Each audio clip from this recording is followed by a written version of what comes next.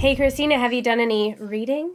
That took me out. I'm sorry. Yeah. Can you bring that closer to the camera? I got an Amazon package to my house, and it was addressed to Tohri Cole, care of Cristina Van Epps.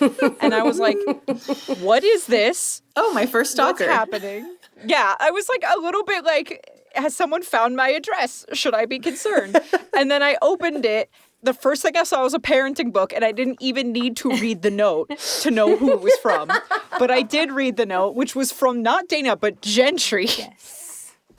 And what did the note say? Does anybody have it handy? I have it handy. I included a quote from the book. Well, Gentry did. It said, Tohri, you are good inside. Questionable. Your feelings can come out, but I will stop them from destroying the world around you. Dr. Becky, cleric. Stay sturdy for Sagan. Bless you, Gentry. Dr. Becky. Bless you. Amen. Amen. Dr. Becky is the best. The entire quote is, and it's short. Short by Gentry standards. Your feelings can come out, but I will stop them from destroying the world around you. Getting the feelings out will help you, but acting out in fury, Tohri, will make you feel worse. So I will allow the first and prevent the second. Gentry's been using Dr. Becky on all of you guys, just so you guys know. She's trying to gentle parent the party. Gentry parenting. Gentry has been gentle parenting all of you. And how many people have we killed? Well, we're working on our big feelings. Still. Containment. There are a lot of big feelings. Oh.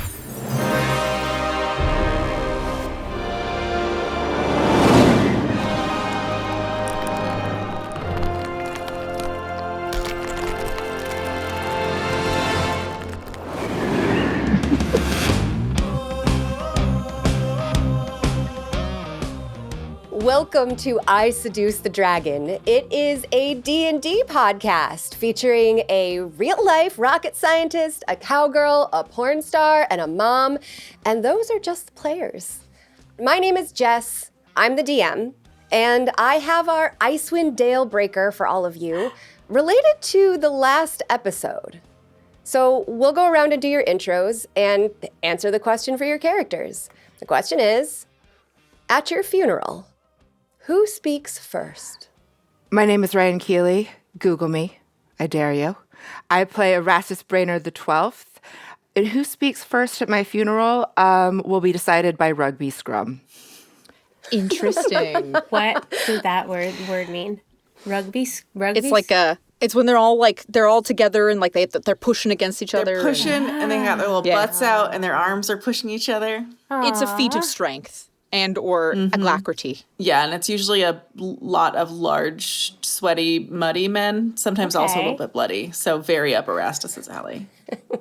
Up Erastus's. Okay, yeah, okay. How do you win a scrum? I don't know. You push That's through. for them to figure out. You'll be dead. I'm just going to be there in the afterlife being like, oh yeah, muscly butts pushing on each other, fighting over me. Yeah, I don't really care what they say, just as long as they fight over me. I'm not 100% sure if that was Ryan or Ryan character as Erastus. The line becomes blurred. Well, if I had to think about who would speak first at my funeral, I would feel feelings.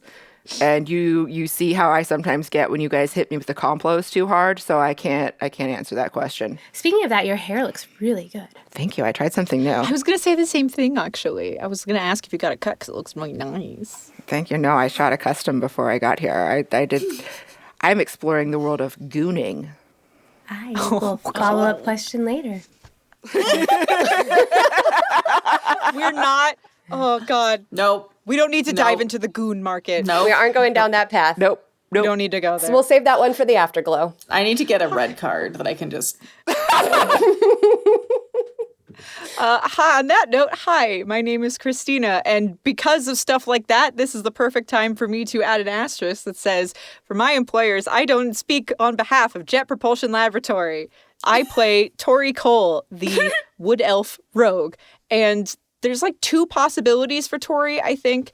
Either Martha's going to pull married privilege, or Gentry and Erastus are going to like have a volume fight where it's like whoever speaks loudest continues, is how I envision it. Yeah. And only one of them has thaumaturgy, so we know how that's going to go. But the other one has the tools to make a megaphone. I have a +6 in performance. Or the other alternative, being an elf, is that Tohri is going to outlive everyone he knows by quite a lot. And so the person who speaks at his funeral probably hasn't even been born yet. Ooh, not the way he's going. No, probably not. The first one's more likely. I'm Flanders. I play Martha Sinclair, half-elf paladin. Obviously, if Martha dies anytime soon, she will expect her husband, Tohri Cole, to be the first to speak at her funeral. However, I think if Martha's dead, there's probably a good chance Tohri is also dead, in which case... I don't know. I mean, honestly, maybe like a special guest by whatever god it is that ends up killing Martha. I feel like that'd be kind of fun. It's going to be a god. It's going to be that's a god. A given. I mean, that's a given. No mere mortal can kill Martha Sinclair. And then show up to her funeral to brag about it. I mean, I think Asmodeus absolutely would just like show up at Martha's funeral just to say something snarky and look hot and then leave. Riverdance would be there for sure. Oh, Riverdance. Oh, it's in my absolutely. will that Riverdance is not allowed to be there. I've set gold aside to pay someone to make sure Riverdance is not allowed in the building. Something I've thought about having in my personal life, just in case. You know that Riverdance is going to post, like, for you, posthumous pamphlets where it's like, Martha and I were the best of friends. Oh, for sure. We did everything together. Yeah. Guaranteed. Yeah. Hi, I'm Dana. I play Gentry Rose Bitter Creek Dumont, human cleric and demigod. The first person to speak at Gentry's funeral would somehow, she would manage it, would be herself in some incorporeal form. Freaking course. A pre-recorded something, in some way, Gentry would find a way to welcome everybody and talk about basically everything.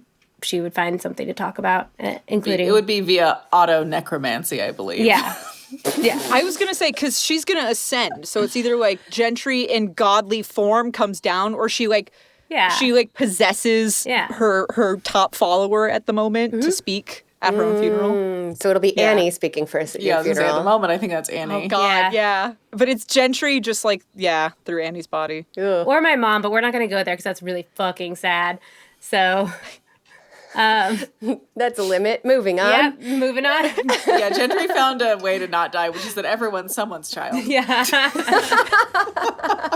You're going to make my mom have to go to my funeral? Yeah. Wow, Jess, pretty fucked up. Wow, Jess. Yeah, that's what you signed up for. Let's play some D&D.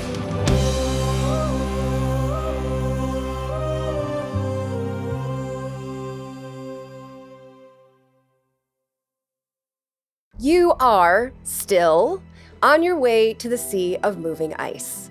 But it has been a frankly terrible night for your characters. Erastus found his dream unexpectedly merged with another dream, that of your guide Sven, sleeping nearby. And Erastus witnessed a bit of conversation that he was not supposed to see.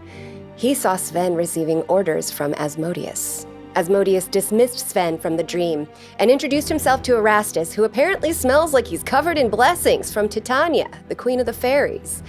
At this discovery, Asmodeus called Erastus a warden, a meaningless title to Erastus. Asmodeus suggested that somehow, with Erastus here, the Feywild is primed for war. And as a war god, he made a hasty exit to make sure that happens. Erastus woke screaming for Sven, more than ready to kill yet another lover. But the party intervened and questioned your guide instead. You found out that Sven's soul belongs to Asmodeus by nature of a deal he made. Now, Sven is a reaper, meaning he steals souls for Asmodeus through trickery. And he has been ordered by his master to follow and help you. Why? Because gods can enter the dreams of their followers at any time and from there jump to the dreams of sleepers nearby. Sven is the reason Asmodeus has been able to visit Gentry. Also, I used the Gossiper's Diary.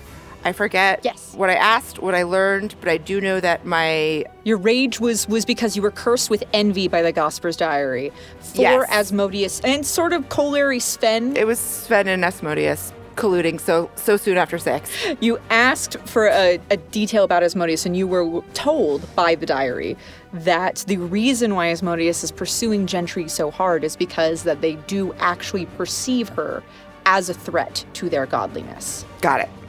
The party took pity on him and decided by a 3/4 vote not to kill him. What to do about him now is still undecided. As you all bedded down, Gentry opted to use her own dream time to follow one of her heartstrings and visit one of her followers. She traveled to the dream of her mother, Daisy.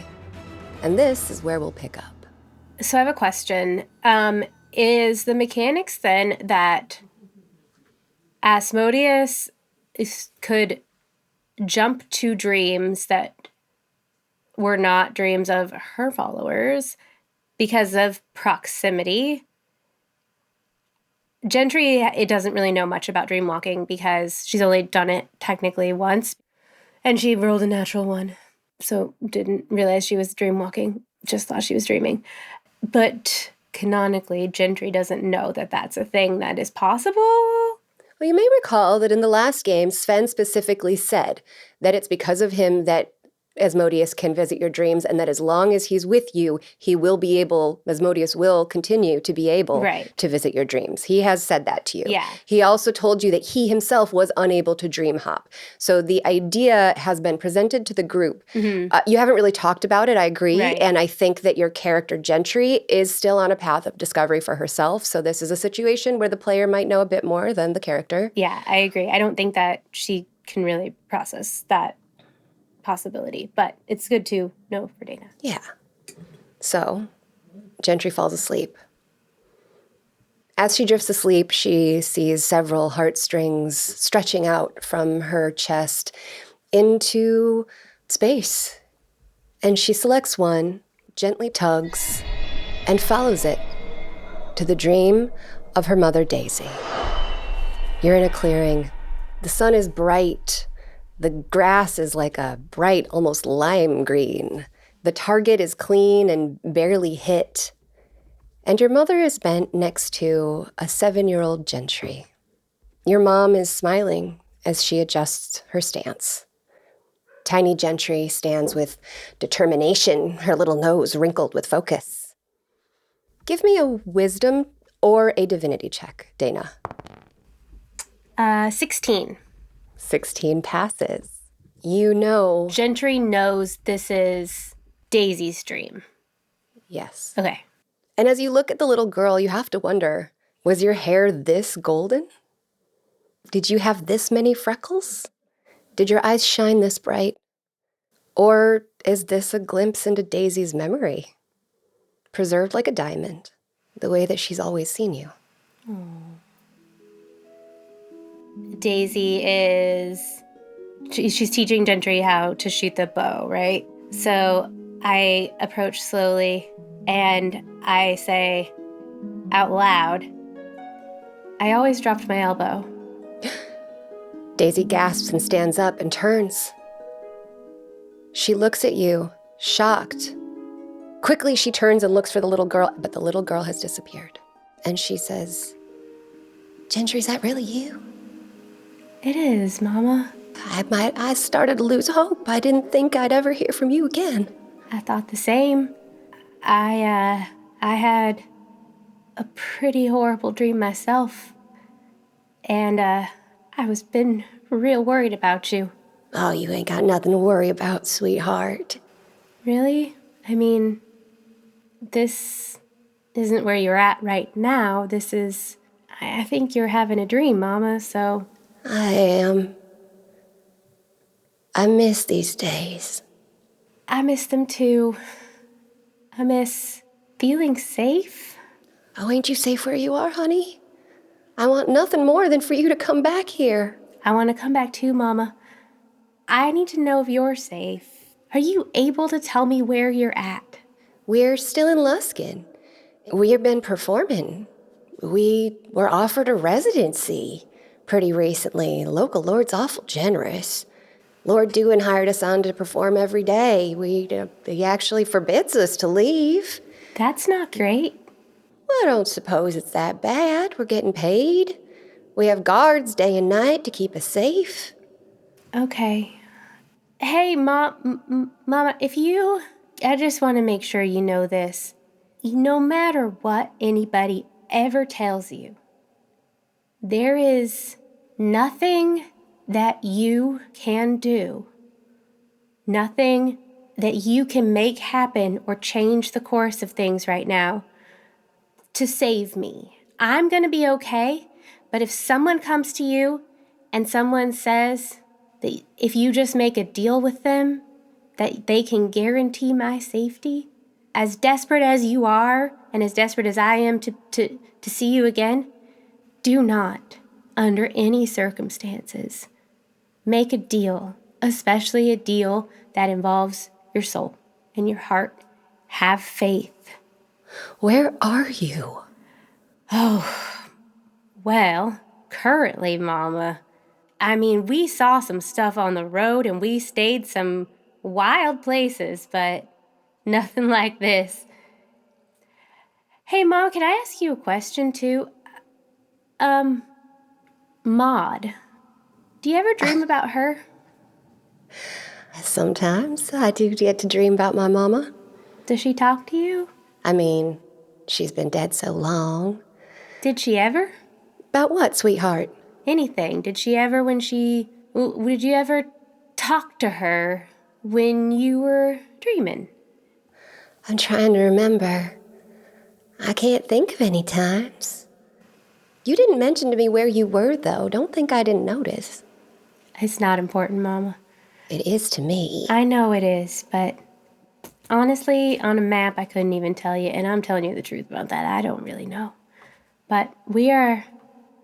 Hey, Mama, you know how you always were really able to, get everyone in our troop real excited about everything and get them really amped up to do something, and even if they were tired and on their last leg, and we just had to go a few more miles to get to the next stop, and you rallied everybody, and you were able to do that so well.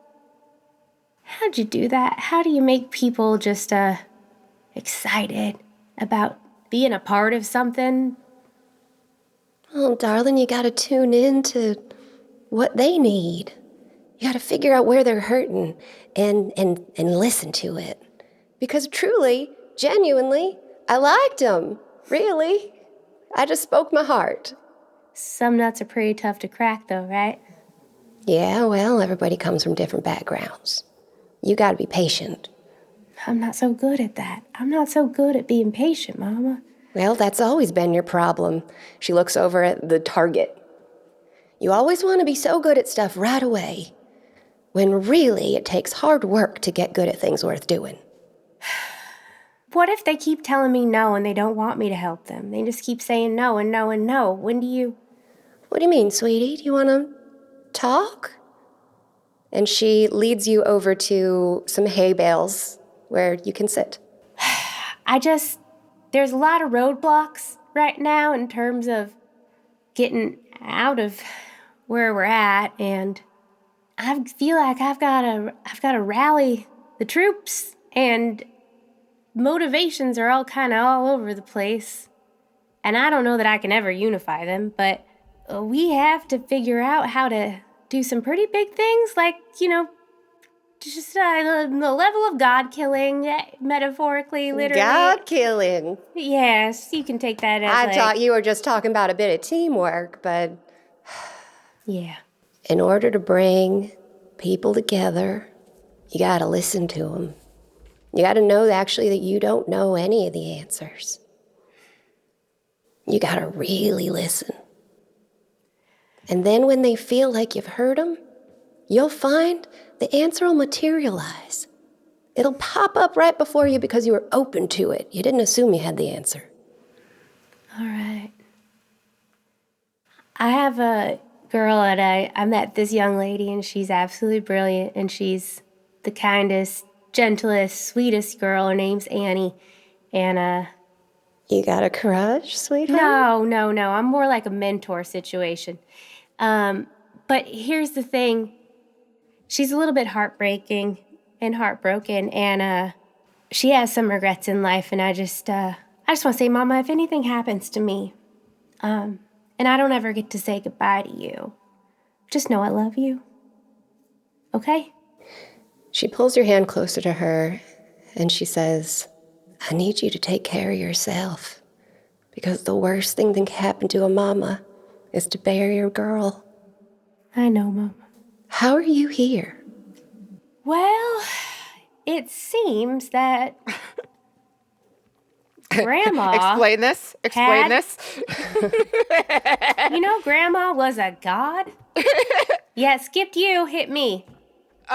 Skipped me entirely. Yeah, it did. Sorry. But honestly, probably for the best. It's weird. So, I have a little bit of Maud's deity. She's the traveler god. And so I got that from her. Remember how she gave me that locket before she died, when she died? You know, I always thought your grandma had a bit of magic about her. Yeah. That makes a lot of sense. And also, so have you, darling. And I remember you saving me from those kidnappers like a week ago. Right? Yeah, I know. I'm sorry, I don't know why this is so funny to me, but it is. I know. It's been a week. Just, casual, grandma's. And, thank God she knew about the locket, because, what if that locket was something that her grandma was like, or her mother was like, I was waiting to inherit that locket. She gave it to you. Sorry, sidebar, excuse me. Continue with these feelings. That locket was my ticket to immortality, and you fucking took it from me. Right? This whole time I'm like, wow, this is a healthy family dynamic. I'm really confused. Well, Gentry, I believe it. Of course you've had that sparkle your whole life. I am really sparkly. Exceptionally sparkly. Just look at you. And you know what? I got better at not dropping that elbow. Maybe you should take it off the top turnbuckle. Again, trust your heart and know that you don't want to follow any gods of... Look, you know Asmodeus? Have you heard of Asmodeus, Mama? I have heard of Asmodeus, yes. A real D-I-C-K. I know. I actually have a book back in my wagon about all the followers of his. Oh? It's juicy. Can I? Oh, yeah. Who is it written by? Oh, I forget. Well, Daisy Bitter Creek Dumont. Honestly, queen. Perfect. She's not invited to my funeral either. amazing. It's, Nope. I bet it's some real juicy reading, Mama. Asmodeus is not a fan of your girl, so I think Asmodeus knows where you're at all times, Mama. Me? Yeah, so... What does he care about me? Because he cares about me. She. To me, it's a she. It's a whole thing. And gonna use you to get to me. Has already showed me a vision of... I'll spare you that. But you are, I think, gonna be in increasingly more peril as long as I'm still out here. So just be really careful. Well, I may be named Daisy, but your mama ain't no wilting flower. I know, Mama. We'll be okay. But how can we help get you back? I don't know. I don't even know, Mama. I really don't. I think just don't try and come here in any way. That's not good. And just keep your head down, like I said before. Just, if at some point I get word of someone out there who you can trust, I'll let you know. Because turns out we can chit-chat like this a little bit more often, so. It's a relief to hear your voice. I miss you, baby. Say a prayer for me. To me.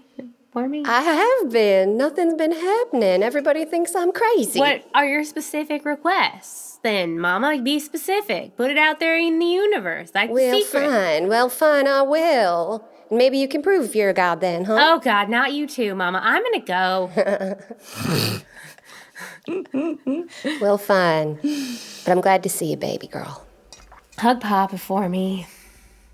Give me a divinity check. 11. With an 11, your attention is drawn to a shimmer nearby. The edge of Daisy's dream. Oh. Does that mean that the edge is like where reality is? With an 11, I can't reveal more than that. Okay, so can I physically hug her? Yeah. Okay, so I give her a big hug. She gives you one back. Big squeeze like you used to get. And then can I say to draw her attention back to the target? Can I say something like, did I really have that many freckles? And I look where they were looking before, and then I want to, as she hopefully turns around and looks back towards where little Gentry was, walk over to where the shimmer was. I'll do you one better. Okay. I don't think it would be insane to say that you may instinctively, given what you've seen in your dreams with Asmodeus and how Asmodeus manipulates the environment, that may be something you could do as well in terms of creating something that would draw her attention. Okay. Or really anything else. I will then just say, like, did I really always have that many freckles? And I will basically thaumaturgy the sound of, like, a bow being, what are the words? We're putting the bow in the thing and shoot. Drawn? Knocked. Knocking an arrow, and then the of it going, and then hitting a target. And then I would like to walk over to where the shimmer is. Give me a divinity check for, that is a very, very small spell, so it's going to be a low check, but unless you roll a 1. That is a 12. You create the illusion, and your mother is distracted. Easily she sinks back into the delightful illusion that she's created for herself. Yeah. And you're free to move around. Okay, so yeah, I want to go look at the shimmer and see, like, can I see through it? Is it transparent, or do I have to physically, like, stick my head through? You might have to stick your head through. Okay, I do that. Okay, give me a divinity check. That is an 8. With an 8, you try to push your face through and look beyond the edge, I smush it. and it smushes up against the barrier. There's something beyond the edge. You don't know what. Okay. I say, And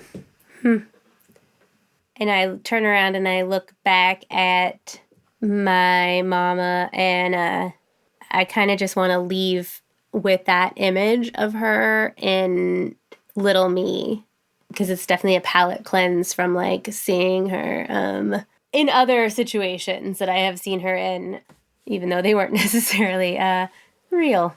Well, you don't like the image of Asmodeus licking your mom's decapitated head? No. No. That one's not fun. Weird. That's weird. All right, well. I try, guys. I try. How do I leave a dream? The thread is in your control. You can leave and return to sleep anytime you want. You can go to your own dream. I want to go back to my own dream. So I back up the thread. Bye. You follow the thread back to the realm of Gentry's dreams. What kind of things are you dreaming about, just for flavor? Well, I am dreaming about, I think, this is so weird. I'm, like, dreaming about Asmodeus. Like, I'm trying to, like, my subconscious is, like, I think going in and out of, like, the encounters dream-wise with Asmodeus, because it is what is on the, like... Forefront of your mind. Yeah. Yeah. And also Tohri. You're dreaming about Tohri? And running around the forest. Scandalous. And Tohri being, like... Naked? So mad, so angry, and... Slut. And slutty. No, you.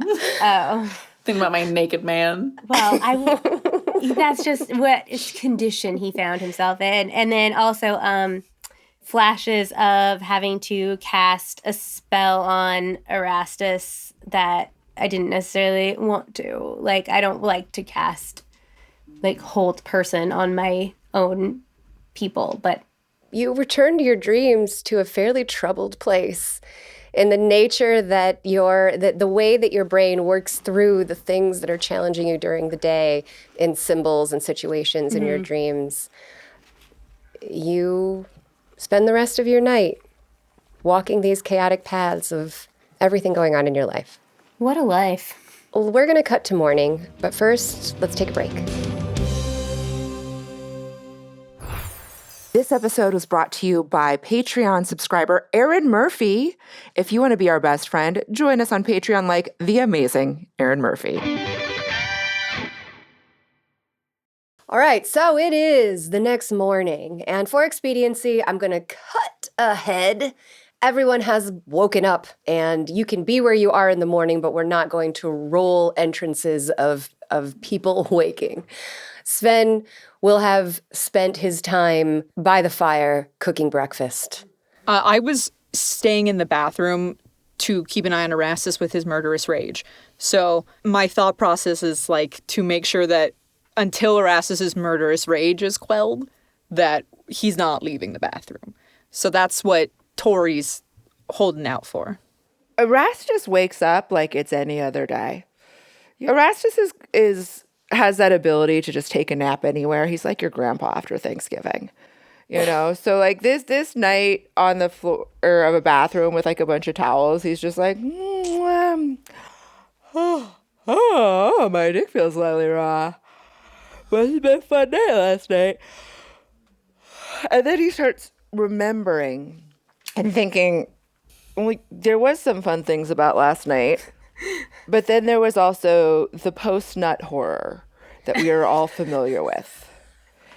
And that is, you know, once you have made sweet, sweet love to someone that you have built up in your head and crushed on for what in regular time would be weeks, but in this game is possibly 3 days. Couple days, yeah.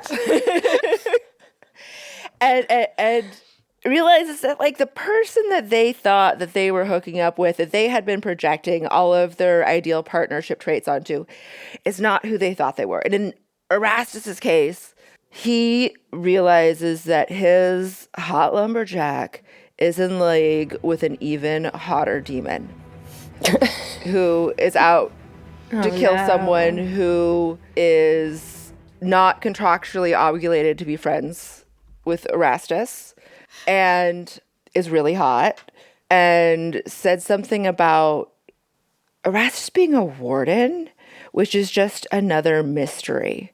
Like, what is the Feywild? So Erastus is, through his wake-up process, he gets up, he sees Tohri, gets up, brushes his little teethsies, starts packing up his stuff. You good? I'm good. I honestly really feel like you should do, I have this amazing clay mask that is both exfoliating and will suck out some of the impurities because you've been sleeping in your sweat, Tohri. And I feel like you are a good looking guy, but like we got to deal with this blackhead situation. So you want to get in on this action? You want a little broski spa morning? Sure. Why not? Are you gonna murder Sven if I let you out of the bathroom? Oh, no, I'm totally over that. In fact, I want Sven to introduce me to his hot god friend. You know, actually, that's very on par. Yeah. I mean, I just felt really wounded because I felt like I had done the most to make this really amazing situation for Sven happen. You know, like it was hard to make that bath, you know, and I had already been in a tiff, so I had with you. Sorry about that, bro. But like when you have cool new toys, you need to tell me about them immediately because having cool toys is kind of my thing. And it undermines me and makes me feel emasculated when I don't, you know, have the right tool for the job. And when it comes out of nowhere, you know, because obviously I want what's best for the group. But I try really hard to make, you know, bring at least the spirit of the Honey Lover Bar and Grill on the road with us and really just create that vibe for everybody. And so when you come in big swing and dick style, it hurt my feelings a little bit. That is fair.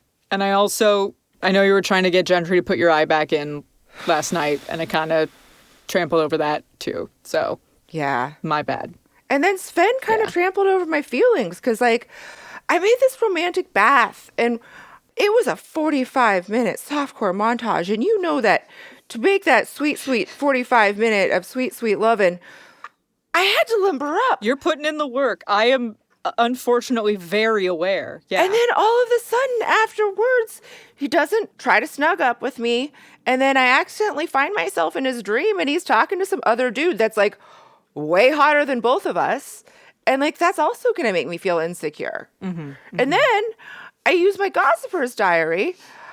And I forgot what I found out in the gossiper's diary, but it made me jealous. Okay. How does that work? Is it written in the diary what you find out? Probably. Do you want to learn a secret? Sure. Yes. Okay. Let's do this. Hold on. Let me get it out. Okay. Okay. When Erastus opens the diary again, is what he learned about Asmodeus, is that written in the diary or is it only in his mind? It's only in his mind. Dang it. I mean, I have something for that. You do? You do. Do you want to remember what you learned? Oh, no, I actually do remember. It was, for whatever reason, the gods are actually afraid of Gentry, which is stupid because she's only a demigod. And also, like... Afraid of her? Yeah. They feel like threatened, and I don't know. I don't know if you should be threatened by someone who like always has their chest out when we're in like a cold environment. I feel like that's a perfect situation for a scarf. But if you want to learn a secret, you can write a name of any specific creature in the diary, and then the diary will give you a random secret about that creature. Okay. But you might... Sometimes the diary can make you feel feelings because secrets are hard. I don't like feelings. It only lasts for an hour. Okay. You could hide in the bathroom with me and we could like really do like a deep pore scrub. We should probably get on the road and not hang around too long here. Okay, but extra moisturize. Do you remember the whole like dragon thing that we were worried about yesterday? We already killed a dragon. Fuck that dragon. We'll kill another dragon. Okay. You and me got this, boo. Who do we want to know a secret about? That's up to you. I hand over the diary to Tohri. God. Who do I want to know a secret about?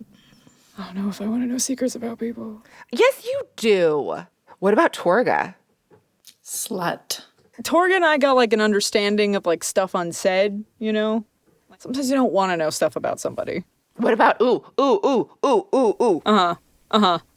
What about, okay, is the rock that Auril rides on like sentient with The bird? Yeah, the bird. Not the rock like with the eyebrow. Why not just ask a secret about Auril? Well, I feel like the bird would know better secrets if they're sentient, but we could also do Auril. Up to you. I trust you. Sure. Why not? Let's find out secrets about a god. You did it last night. We'll do it now. And I will make Jess have to pull out the module.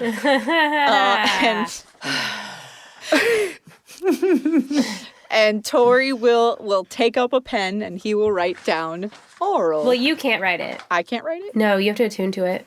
Oh, so I have to write it? Yeah, God damn and it. thus take the curse for it if you get like... Unless you want to give it to me to attune to and then do it. Yeah. It takes like an hour to attune to, I think. Yeah. We can just say we hung out for an hour Well, while you're doing your thing, while you're doing your facial. while we're doing our facial. Yeah. Yeah, your deep scrub. I mean, have you seen those flowers?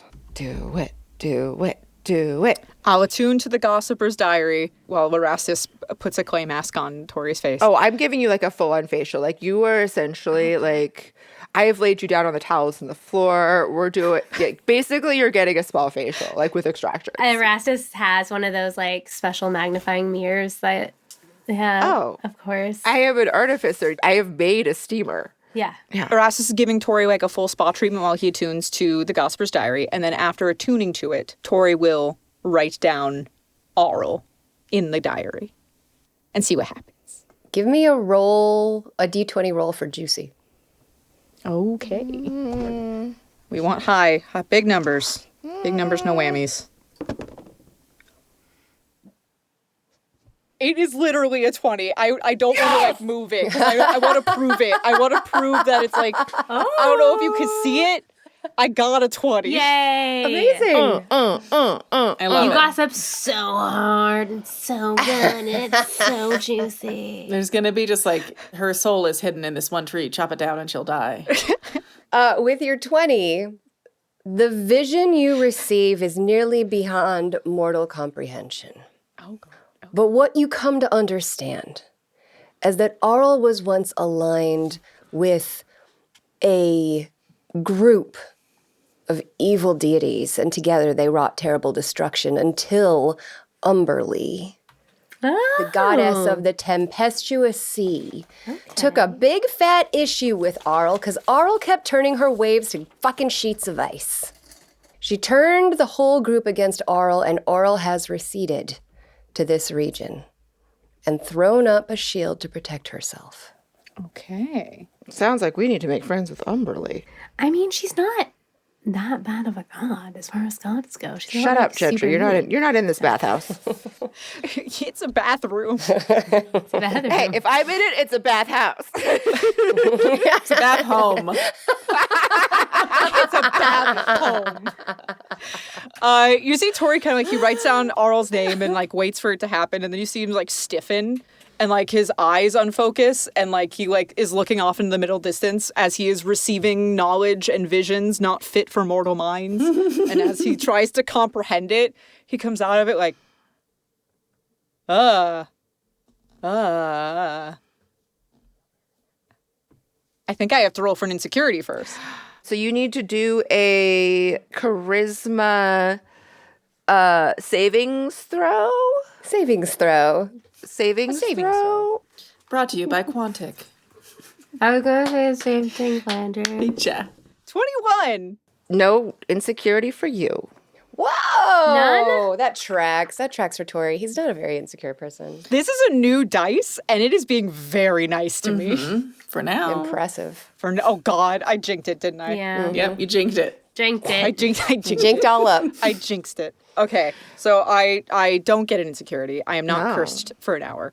I'm just like, I think Auril's like hiding. This whole thing, the whole eternal winter, she's like hiding from the other gods, or some of them. Okay. Like they have god beef. That really tracks, actually. Do we have to parent trap a god? No. It's more like we have to mean girls a god. Tell me about the Umberlee beef. She didn't mention Umberlee. I fill Erastus in. I fill in Erastus on the whole experience.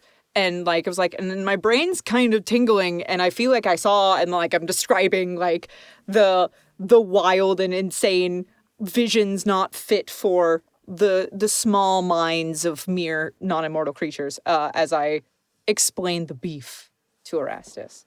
Okay, so this is really interesting, Tohri, because you know how terrified I have been about the whole sea of moving ice situation. But it sounds like Auril has trapped herself in a prison of her own design.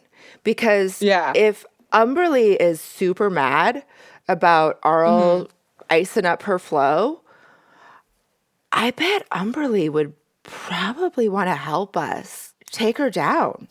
And maybe we can... Sure. I want to roll something to see if I know anything about Umberlee. Yeah, roll religion. Okay. Okay, that's an 18. All right, so talk amongst yourselves for a moment while I learn. Sounds good. Is it spelled, I'm imagining it like the Utah way, like U-M-B-E-R. It's actually...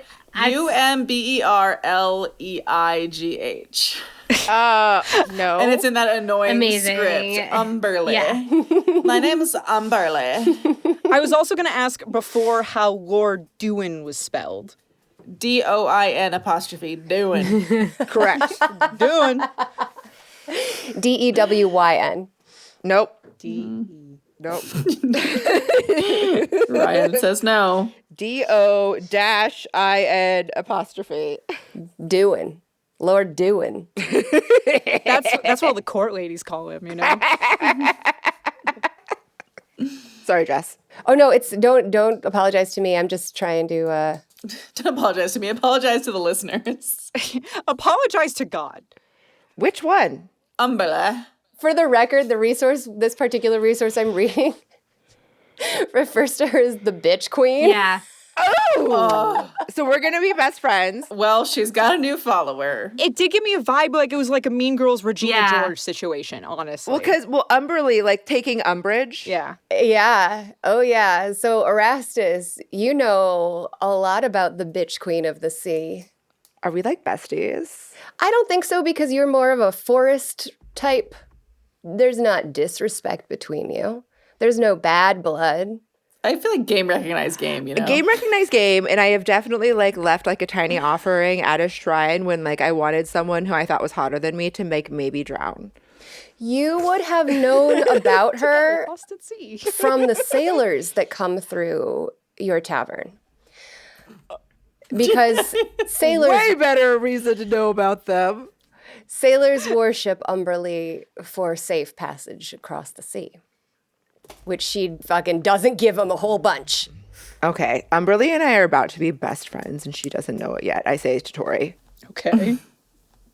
Is that how that works? how do we find this bitch queen who is serving cunt and get her on our side? Because I think she may be the secret to ending this whole cold situation. If you're going to talk to the god of the sea, then you go to the sea. Yeah, obviously, we still got to go to the sea. Let's pack up. I start packing up. I'll let Erastus out of the back. Great.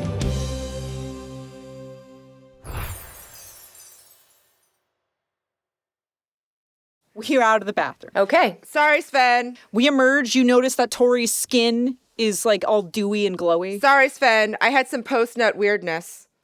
I apologize. You shout from the balcony. Yes. Sven is sitting by the fire. He's cooking breakfast, and he looks up at you and he says, I cannot blame you. Come down for some breakfast? Oh, rightio. Let me just pack up upstairs, and I'll be down in 2 shakes of this lamb's tail, and then I wiggle my little butt at him. Well, they seem good. So I'll head on down with everybody else. And we all help with the packing up and the getting all the animals ready and whatnot. I say, oh, that was so nice of Erastus to apologize after he did something he didn't really like so much the night before. That's so nice. Gentry, I'm sorry that I almost killed you. It's all right, Tohri. I was happy to be there for you and hold space for you and let you know that your feelings aren't too big for me. That's all. Okay. Hey, Gentry, I think if you want him to not try to kill you again, you shouldn't go down this path. He can try and kill me again if that's what he needs. I don't want, no. Let's not. We don't need to, just like there's stuff going on in here, yeah, in here. If I tell you that you should not be near me because I might try to kill It's you. called respecting boundaries, Gentry.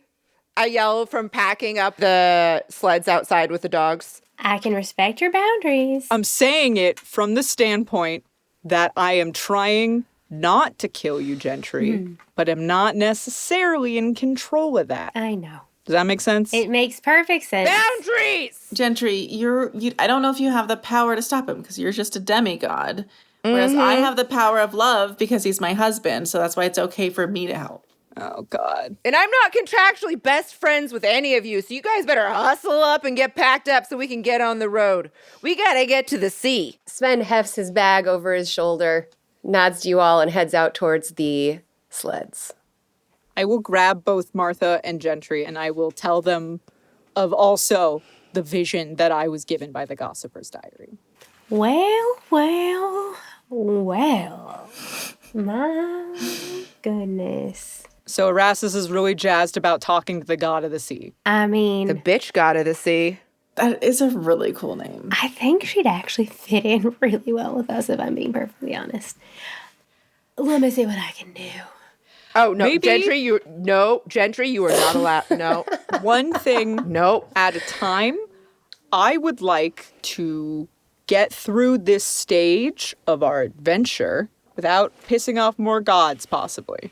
impossible. Also, I do recall, and I think we should give him a little bit of grace here, Sven did tell us he was not excited about going on the trip with us across the sea. Then let's leave him behind. He doesn't have to. Yeah, Yeah, we're not going to force him to go. I think Asmodeus was going to force him to go, but like that's not our problem. Yeah, it's not our problem. More importantly, Erastus found out that Asmodeus is actually worried about you becoming more powerful. And it might be that Umberlee also would. Like, I don't know if we can assume Umberlee's chill. Because apparently, okay, listen, all the gods, they're like so cliquey. Oh my god, there was like a whole bunch of them, like the evil ones all together. I can't remember if Asmodeus was there. It was a lot of incandescent light. It's hard to describe. But the evil gods are the reason that Auril's hiding here. Mm-hmm. And it might be that Umberlee also doesn't like that you are stealing some godness. I don't know how that works. Yeah, that's fair. However, I do think it is a little bit of leverage if, keep your friends close and your enemies. Like, wait, my best friend is my enemy's enemy or Gentry, whatever? I don't know what Gentry, to say. I'm quoting Tom Wolfe. It's like a boulder rolling down a hill. You can watch it and talk it and scream and say shit, but you can't stop it. It's just a question of where it's gonna go. So, baby, are you on this sled or are you not on this sled? I think Erastus is the boulder in this metaphor. Are you talking to Sven or me? Sorry. Let's all get on the sled. I start pushing him towards the sled. We're getting on the sled. Yeah. How do I unfortress the fort? I think I say the magic word again. Yeah. Megastoma. You turn back toward the doors. Yes. As you close the double doors, and in the faint light, the twilight light of roughly late morning, you see that the tiny obsidian gem has turned into a large obsidian stone set into one of the two doors at the front. Okay. Under that gem is the inscription, Megastoma. Megastoma. But on the other door, there is an empty socket. And beneath that is the word, Dongaree. Uh-huh. Yes. Okay. That means nothing to me. Erastus, you're the artificer, but it seems to me like I may need something in this other gem slot to make it become small again. What was the word? Or if we can pop this big one out of there and put it in the other one. You said Dungaree. Dungaree. Ah, Like the pants? Levi Strauss and Company, founded in 1853. Let me rumble around my bag. How is it spelled? It's not that. It's spelled Dawngerie. Dungaree. Dungaree. I pull out the token that I have and I shove it in there. It's a large slot. Like, and by large, I mean 4 feet tall, 2 feet wide. An oval. For a what has to go in there? A stone. So on the doors of the fortress, there are 2 large slots, one of which is filled with a very large obsidian stone that has the incantation that made it bigger. The other door has an empty stone slot with the incantation that I am assuming would make it small again. Erastus, you could roll Arcana or Investigation if you'd like to try to understand more about this situation, or Insight. We're going to roll investigation because I have a +3 with advantage. Mm-hmm. A natural 20. Dongaree is a word in Sylvan. Oh, do I speak Sylvan? You do. You should. It'd be weird if you didn't. And that word means close, or something like it. Basically, it is the command word for it to return to cube form. But with your very high roll, you can tell how this device works. The obsidian stone is open and it needs an opposite stone, a light-colored stone, to fill the other socket. Perhaps one like tourmaline. Do we have... Until then, you will be unable to dismiss your fort, and it's a single use, now just a structure. How much tourmaline does everyone have? Can you just throw it all into a pile for me? I need to rumble my bags. I do have in my inventory a acorn-sized tourmaline gem that I produce. Yeah, I have a bunch of pebble-sized tourmaline. Okay, we need enough tourmaline. All of those would have been so great if you had used them when it was a little cube. When it was smaller. However, Erastus does have a spell that makes things bigger. Tohri, you're fucking brilliant, and I kiss you right on your mouth. Oh my. Slut. I gather up the pile of tourmaline, and I burn a spell slot doing enlarge. Okay, I'm slightly concerned about shape, is what I'm... I mean, you can shape it while it is small with your various tools. That's true. So yeah, I carve it into the thing, I use enlarge reduce, and then I shove that rock hard rod right into the slot, and it fits perfectly. Okay, well, your DM's uncomfy announcing that works. You know, it doesn't have to work or not. I'm just saying that's what happened. I don't know what the response is. Do I need to get a little lube? Should I get out my oil of slippiness? Nope, you're good. You're good. It slots right in. And speak the word. Dungaree! And the fortress shrinks back down to the size of an ice cube. Hey. Yay! Bye, nice Hey. And now it fits in your dungarees. I'll snatch that bad boy. Snatch that bad boy right back up and stow it away somewhere. Home sweet home. I legit did not plan for you guys to be able to solve that, by the way. So well done. Our teamwork overcame. Roland's so good. It really did. I intended for it to be a single-use fortress that you wouldn't have again. Suck it, Jess. All right, do you ride off? Are you traveling? What are you doing? I hop onto Pincus's back. Whoever wants to ride with me can ride with me. Shotgun. Oh, snap. Gay, but not gay in this game. Hetero. In-universe, heterosexual, out of, questionable. Oh, looks like I'm gonna make that marriage hut when we make camp tonight, guys. And you ride off towards the sea of moving ice. Huzzah! We did it. Yeah!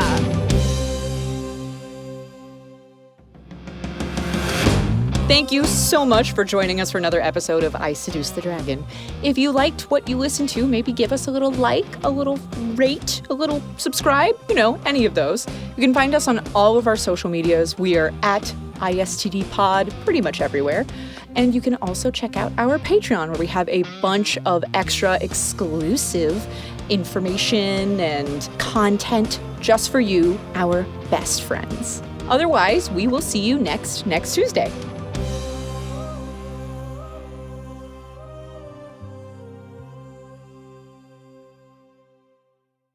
We're gonna go meet a real god, bitch, queen, god of the sea. Ooh, my next future ex-wife. Ooh, 'cause they're royalty, and I can marry them.